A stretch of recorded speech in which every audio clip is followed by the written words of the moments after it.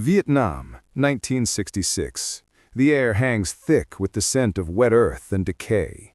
The jungle, ancient and untamed, whispers its secrets, a living labyrinth beneath a blanket of mist. Every step is a gamble.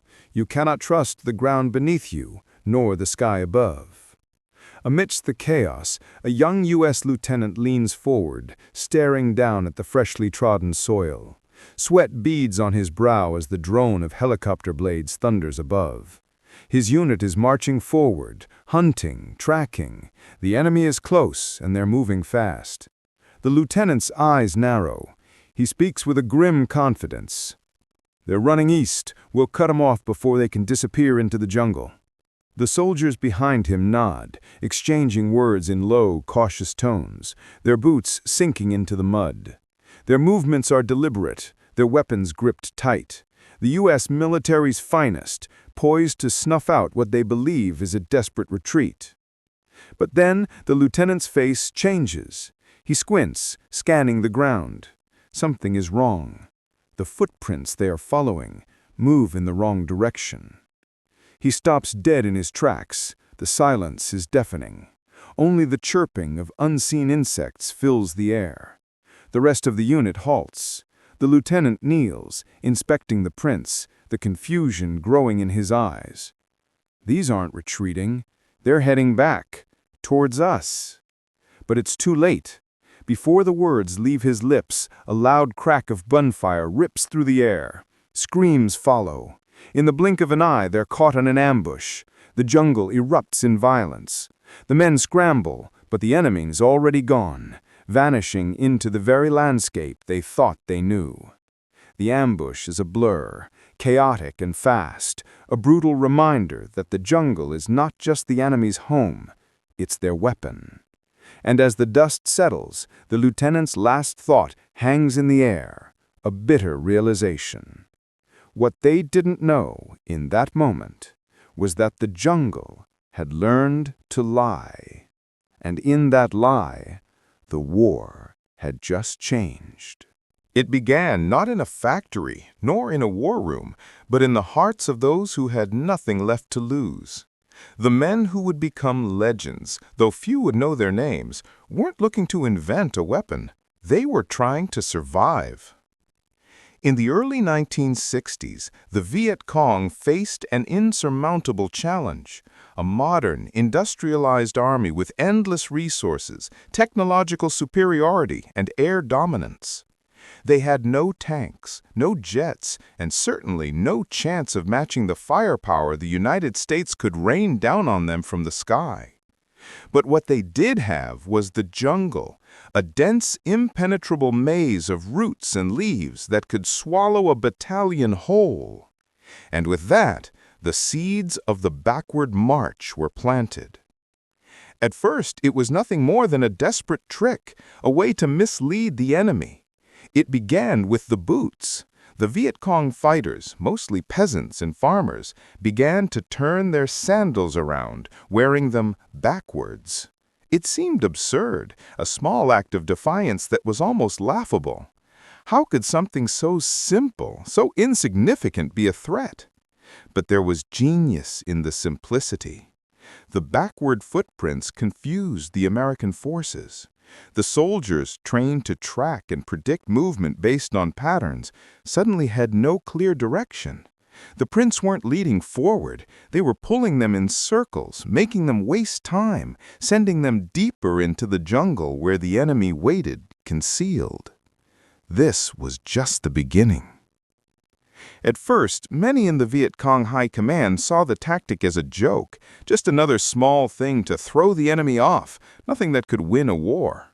But the fighters on the ground, the ones actually walking backward through the mud, they knew differently. Every small victory, every misstep of the enemy added weight to their belief that they were on to something. Meanwhile, the Americans were struggling to adapt. Their military technology, their precision, their satellite systems, they were powerful, but they were also rigid, predictable. They saw the world in straight lines. The Viet Cong, on the other hand, saw it in layers, a living, breathing puzzle, and in their puzzle, the boot prints were only the first piece.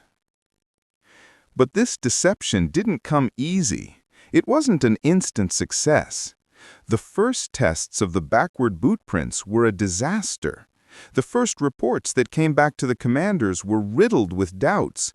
Irregular, they said, unreliable. Yet with every failure, they adapted. The method evolved. New techniques emerged, hidden paths, tunnels, false flags. The jungle became a canvas, a place where every rock, every tree, every footprint could be used to mislead. The enemy thought they could predict, but the Viet Cong learned to make the unpredictable their weapon. In the face of mockery, they persevered, and with that perseverance came an undeniable truth. The jungle was not just a place of refuge, it was a weapon, a living, breathing ally, and those who could master it would become more dangerous than any soldier with a rifle. Nobody imagined that this clumsy deception carried the seed of victory. The first time the tactic was truly tested, it failed, spectacularly. It was Operation Attleboro, late 1966. A U.S. task force of thousands moved deep into the jungles of Taining Province. They were confident, precise, and armed with the full weight of modern war, helicopters, napalm, artillery, and intelligence maps that looked like they could predict the future. On paper, the mission was simple: corner and eliminate Viet Cong units believed to be retreating east. Every footprint seemed to confirm it. The trails showed hurried movement, heel marks pointing one way, eastward. To the analysts in Saigon, this was proof that the enemy was running. But the jungle doesn't care about maps. For hours, the U.S. soldiers advanced, pushing through the humid air and razor grass, eyes scanning for movement, rifles ready. They were following the script, except the script had been rewritten. The footprints they followed weren't leading them forward. They were leading them backward. When the first shots cracked through the canopy, it was too late. The jungle came alive. Gunfire from nowhere, echoes bouncing between trees, mud exploding underfoot. The supposed retreat was a perfectly constructed trap. In the aftermath, the official reports were clinical. One line in particular stood out: enemy movement irregular, trail patterns inconsistent with normal retreat behavior. A polite way of saying, we have no idea what just happened. The U.S. Army, proud of its technology and training, dismissed the anomaly. Commanders blamed the confusion on untrained eyes or psychological fatigue. They could not, would not believe that a handful of guerrillas could outthink the world's most advanced fighting force. But the men on the ground knew better. Survivors described how the jungle seemed to bend reality. Every track they followed reversed direction. Every sense of orientation collapsed. What should have been a pursuit became a slow, terrifying spiral inward. Private First Class Robert Hayes wrote in his letter home, "We thought we were chasing them, but I swear to God, they were chasing us the whole time." For days afterwards, soldiers began to question everything, every sign, every noise, every step. The jungle had become a hall of mirrors, and each footprint a potential lie. The military analysts back in Saigon filed the incident away as isolated deception. But in the shadows, something was growing. An idea, a strategy, a doctrine. The Americans had laughed off a trick. The Vietnamese had just tested a weapon. And though they'd taken losses, brutal ones, the lesson was learned, refined, and stored away like a seed waiting for rain. Because the truth was simple and devastating. Failure, for them, was not defeat. It was research. And research was about to make the jungle smarter. For the first time, the United States had been ambushed by an idea, and it would not be the last. It began, as revolutions often do, in silence. No announcement, no grand revelation, just whispers among the shadows of the jungle. A new doctrine was taking shape, one that didn't rely on firepower, but on perception. By 1967, the Viet Cong had transformed deception into an art form. Their scouts weren't just fighters anymore. They were psychologists. Every trail they left, every branch they broke, every footprint they carved into the mud was part of a deliberate design, a chessboard stretched across miles of forest. Captured documents later revealed its name, the doctrine of the backward march. It was less about walking backward and more about thinking backward, forcing the enemy to unlearn everything they believed about war. To the Americans, warfare was linear. You advanced, the enemy retreated. You tracked, they fled. You surrounded, they broke. But in the jungle, those rules dissolved. Here, logic could kill you. The Viet Cong began refining their traps using intelligence gathered from American patterns, radio intercepts, aerial reconnaissance routes, even the timing of helicopter patrols. They learned that American soldiers followed footprints instinctively, almost religiously. So they gave them what they wanted: false hope, direction, and order. Villagers, children even, were taught to craft decoy trails. Sandals carved from old tires left tracks that went nowhere, or worse, straight into booby-trapped clearings. Meanwhile, the real units moved unseen, parallel to their pursuers, waiting for the perfect moment to strike. A declassified report from the 196th Light Infantry Brigade described it with frustration. The enemy exhibits preternatural ability to vanish. Movement patterns contradict tactical logic. Trails appear deliberately reversed or falsified. What they didn't understand was that it wasn't supernatural. It was systematic. Every misleading footprint bought the Viet Cong another hour, another life, another strike. The jungle itself had become a deception network, an early form of analog warfare. Terrain as code, mud as data. And it wasn't just the ground. The deception spread into communication. Fake radio transmissions mimicked retreating platoons. Abandoned campsites contained half-burned ration tins and scattered ammo casings, designed to tell a story that wasn't true. The Americans read every sign and reacted predictably. That predictability became the weapon. Major General Nguyen Van Hyo once said quietly to a foreign journalist, "They saw movement where we showed them movement. They heard silence where we wanted silence. They fought the jungle, not us." The irony was devastating. The enemy had been reprogrammed by illusion. The first ambush that used the full backward march doctrine took place outside Kontum. A U.S. patrol followed a trail that appeared to show the Viet Cong in disarray. In reality, the prints were from days before, carefully preserved and rearranged by local sympathizers. The Americans advanced straight into a trap, flanked on three sides.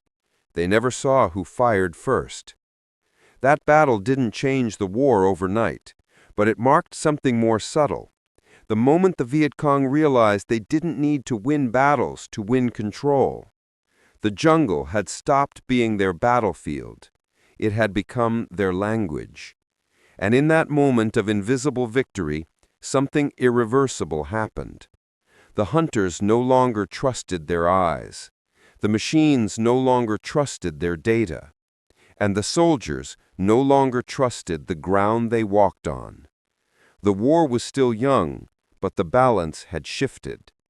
The world's most advanced army was now fighting against ghosts it had created itself. By 1968, the jungle had become a mind, cold, patient, and merciless. And every American soldier who stepped into it could feel it watching. What began as confusion was now turning into fear. The kind of fear that corrodes discipline, eats at logic, and turns soldiers into prey. The Viet Cong didn't need superior weapons. They had perfected something far more devastating: psychological supremacy. In the wake of the Tet Offensive, U.S. units reported entire platoons vanishing in regions that had been cleared only days before. The maps said safe zone, the radio chatter said secure perimeter, but the jungle said otherwise. Footprints were found again, backward, perfect, deliberate. Each one seemed to mock the Americans' intelligence. The trackers followed, certain that this time they had the upper hand. But each trail led to the same place: nowhere. Or worse, to death. One after-action report from the 1st Cavalry Division read, "Enemy demonstrates complete spatial awareness. Trails appear to converge naturally towards kill zones. No random movement detected." That no random movement was the key. Every sound, every silence, every misplaced boot print was premeditated. The Viet Cong weren't just fighting, they were designing fear. Helicopter pilots began refusing to land in dense zones. Infantrymen joked bitterly that the jungle could move on its own. And the trackers, the ones trained to read mud like scripture, started to break. Private Eugene Foster wrote in his diary, "We walk in circles. We hear whispers. Sometimes I swear the trails change when we're not looking." The Americans countered with technology: motion sensors, infrared scans, seismic detectors. But the jungle absorbed them all. The sensors picked up movement that wasn't there: animals, wind, false echoes. The Viet Cong learned to manipulate the readings, hanging metal cans in trees to confuse sonar, tying ropes to branches that swayed in rhythm with the wind. They weren't hiding anymore, they were haunting. And with each ambush, each vanished patrol, each smoldering wreck of an M113 left to rot in the mud, the myth of the Ghost Army grew. The U.S. command tried to suppress it. Official briefings called it asymmetric resistance, but among the soldiers it had another name: the Phantom March. The effect was corrosive. It reached deep into morale, into faith. If you can't trust what you see, you can't fight what you fear. Reports poured in, units disoriented within minutes of contact, artillery coordinates reversed due to false trails, entire operations aborted after the first exchange because command couldn't determine where the enemy was or if he'd ever been there. And all the while, the backward footprints kept appearing, like signatures on the jungle floor: a taunt, a warning, a message. We are behind you, always behind you. In one chilling testimony, a captured U.S. officer described the sensation. It wasn't war. It was being hunted by an idea. You'd follow the ground, but the ground was lying to you. Even air support began to lose confidence. Pilots spoke of shadow formations that never appeared on radar, trails that seemed to move, alive, under the canopy. Every shot fired by the Viet Cong echoed with surgical precision.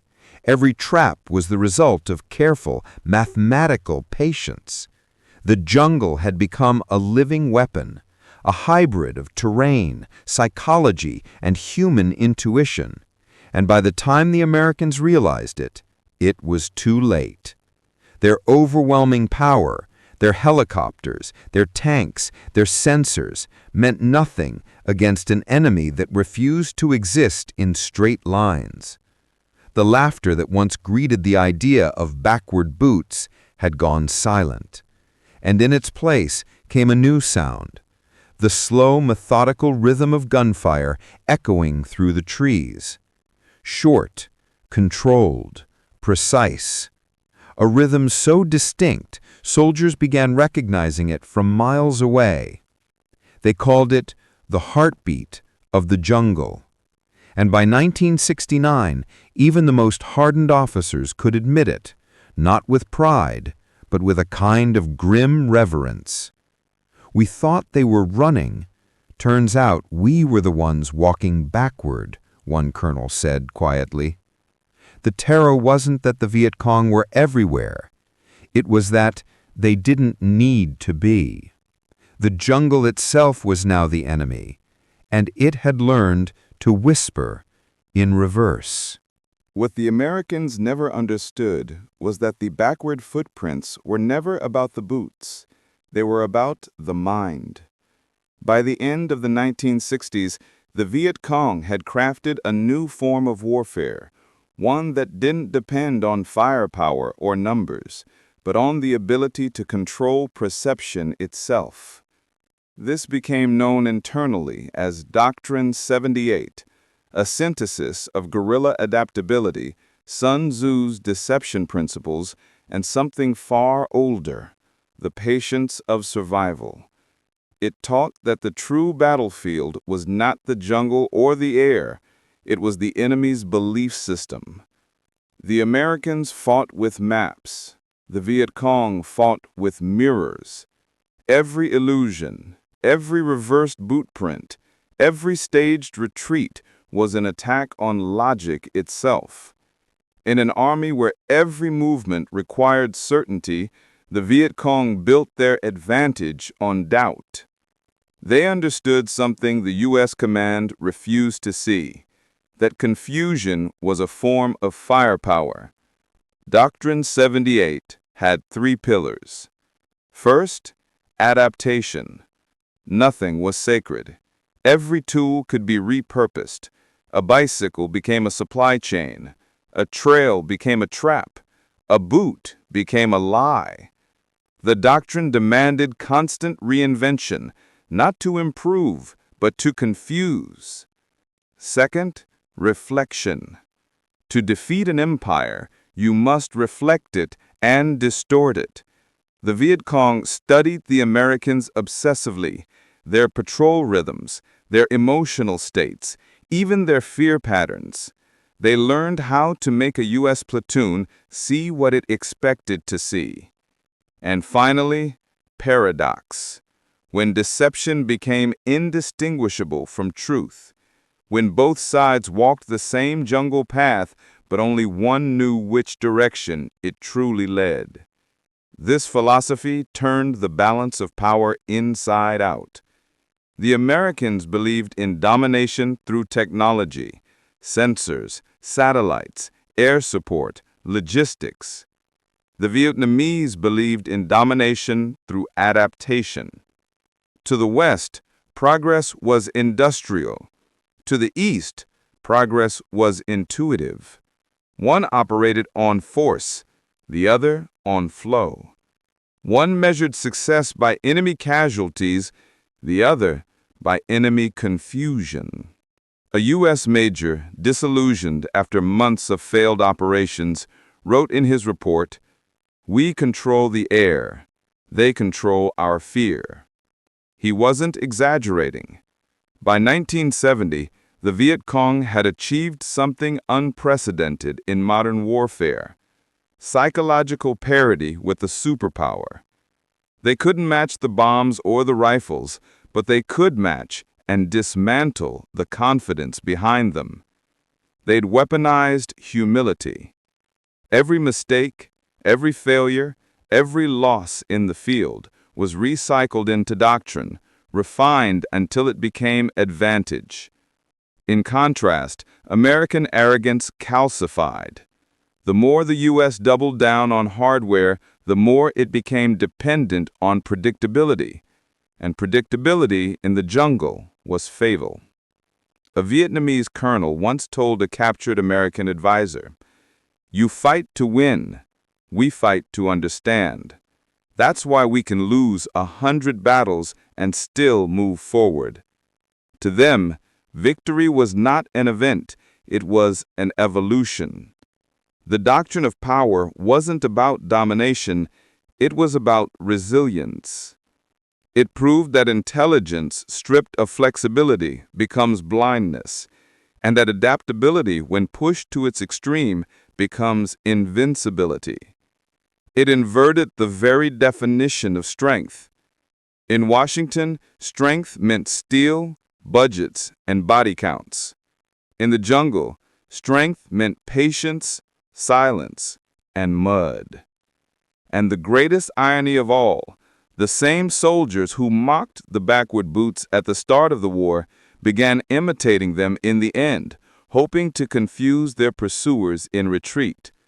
The symbol of the underdog had become universal. The backward march, once a trick, had evolved into a philosophy that outlasted the war itself. It was no longer about guerrillas versus soldiers. It was about two civilizations, one obsessed with domination, the other with adaptation.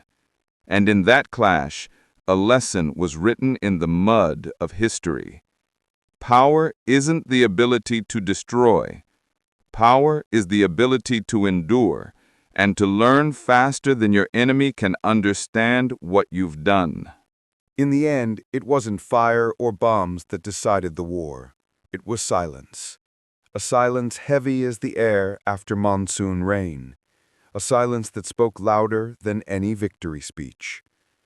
Years later, in the villages once swallowed by gunfire, the jungle had grown back, wild, indifferent, reclaiming everything.